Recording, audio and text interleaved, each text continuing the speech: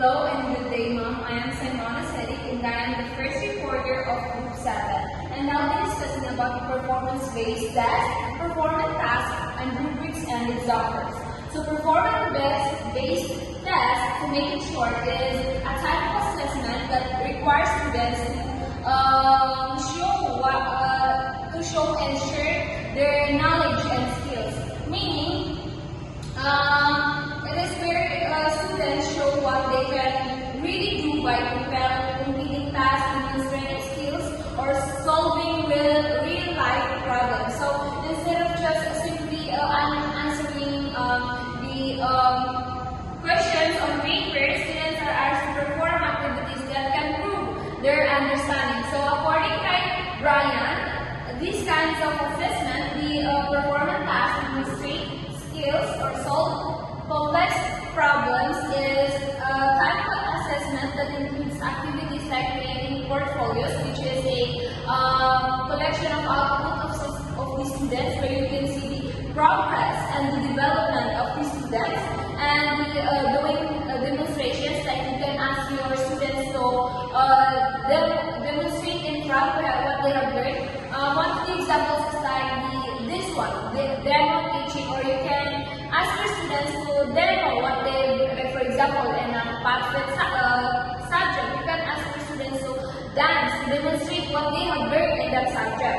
And performing hands-on experiments, like you can also ask your students to perform an actual experiment inside the classroom, but of course with your guidelines and the procedures you have provided. And work on simulated tasks. And when you say simulated tasks, it is a type of task where you ask your students to imitate real-life scenarios in a controlled settings or environment like this in the classroom, just to see what they can do during kung kaharapin nila ang mga real-life problems or real-life scenarios. Ano ang gagawin nila? May apply ba nila yung mga natutunan, knowledge and skills inside the classrooms?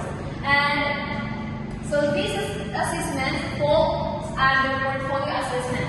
So when we say portfolio assessment, it is the collection of the teachers sa mga assessment ng students. So which they can matutrack nila yung progress ng student. So according to reference, performance testing is not new. It existed even before multiple choice exams. So bago pa mag-exist or bago pa natin malaman yung multiple choice exams is mas nauna na talagang mag-exist yung performance testing. So ang example na ito is yung performance task, which I will be discussing later. The rubric-based scoring, which is used para fair and clear ang grading ng student and samples of students' performance. And now let's proceed to one of the examples of performance-based test, the performance task.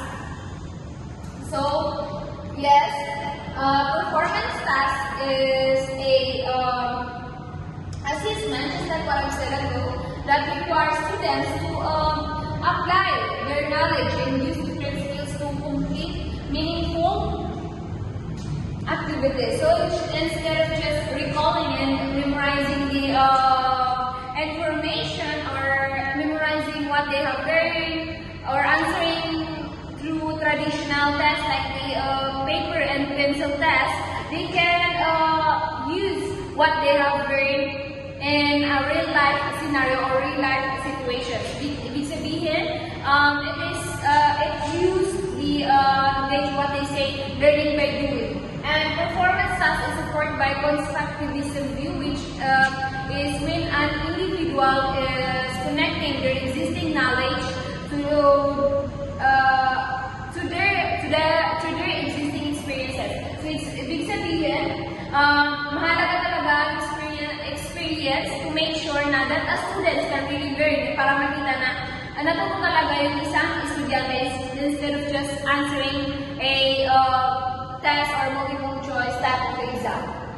So now let's proceed with rubrics. So rubrics is a scoring tools used by teachers to evaluate a students' work based on clear criteria. So,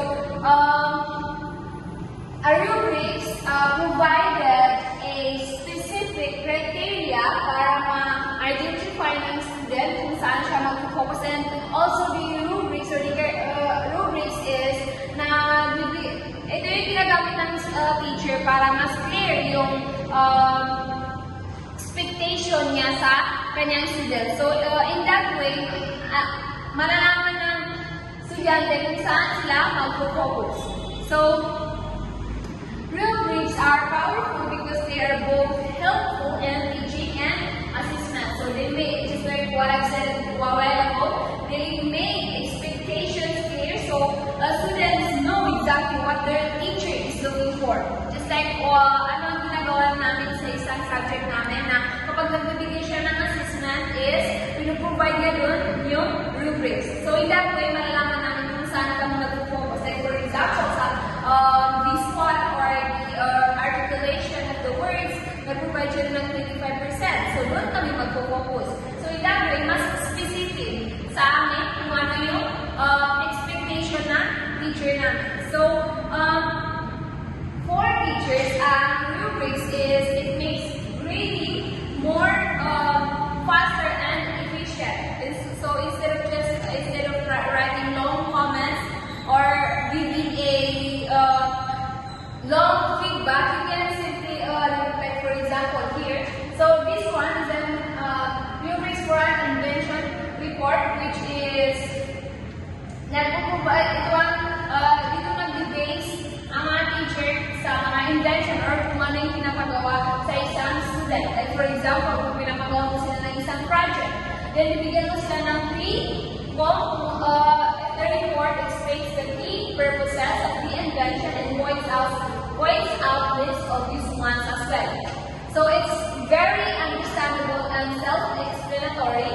Just to sum up my explanation, the rubrics makes grading more, just like what I said a while ago, it makes grading more faster and efficient. So instead of writing long comments for every mistake or strength, teacher can simply circle or highlight the appropriate level on the rubric. So this saves time while still giving students meaningful feedback about what they did well and where they need improvement. So rubrics are also easy to create and understand, making them a practical and effective tool in any classroom. So that concludes my report. Thank you so much. Thank you, ma'am.